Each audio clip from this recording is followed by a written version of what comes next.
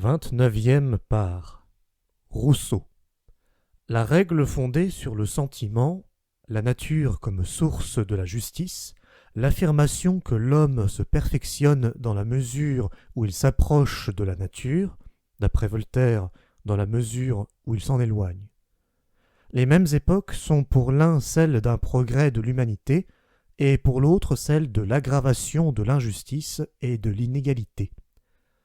Voltaire, comprenant encore l'humanità au sens de la Renaissance, de même la virtu en tant que culture supérieure, combattit pour la cause des honnêtes gens et de la bonne compagnie, pour la cause du goût, de la science, des arts, pour la cause même du progrès et de la civilisation.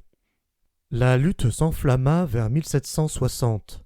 D'une part, le citoyen de Genève, d'autre part, le seigneur de Ferney.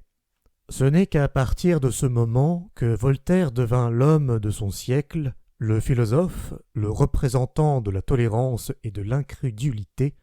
Jusque-là, il n'avait été qu'un bel esprit. L'envie et la haine du succès de Rousseau le poussèrent en avant vers les hauteurs. Pour la canaille, un Dieu rémunérateur et vengeur. Voltaire. Critique des deux points de vue par rapport à la valeur de la civilisation. L'invention sociale est pour Voltaire ce qu'il y a de plus beau. Il n'y a pas de but plus élevé que son entretien et son perfectionnement. C'est là, précisément, l'honnêteté que d'observer les usages sociaux. La vertu, c'est l'obéissance envers certains préjugés nécessaires au bénéfice de la conservation de la société. Voltaire fut missionnaire de la culture, aristocrate représentant des castes victorieuses et dominantes et de leurs évaluations. Mais Rousseau demeura plébéien, même comme homme de lettres. C'était là quelque chose d'inouï. Son impudent mépris de ce qui n'était pas lui-même. Ce qu'il y avait de morbide dans Rousseau fut ce que l'on imita le plus. Lord Byron possédait une nature semblable, lui aussi s'élevait artificiellement à des altitudes sublimes, à la colère rancunière. Lorsque plus tard il retrouva l'équilibre à Venise, il comprit ce qui allège davantage, ce qui fait du bien, l'insouciance. Rousseau est fier de ce qu'il est, malgré son origine, mais il se met hors de lui lorsqu'on lui rappelle celle-ci.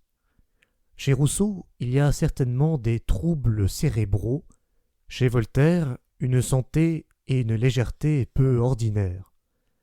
La rancune du malade, ces périodes de démence sont aussi celles de sa misanthropie et de sa méfiance. La plaidoirie de Rousseau en faveur de la Providence, à l'encontre du pessimisme de Voltaire.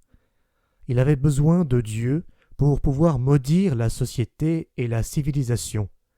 En soi, toute chose devait être bonne, vu que Dieu l'avait créée. L'homme seul a corrompu l'homme.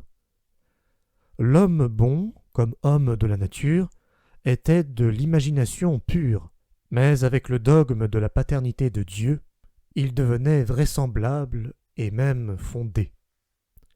Romantisme à la Rousseau. La passion, le naturel, la fascination de la démence, la rancune populacière érigée en justicière, la vanité insensée du faible.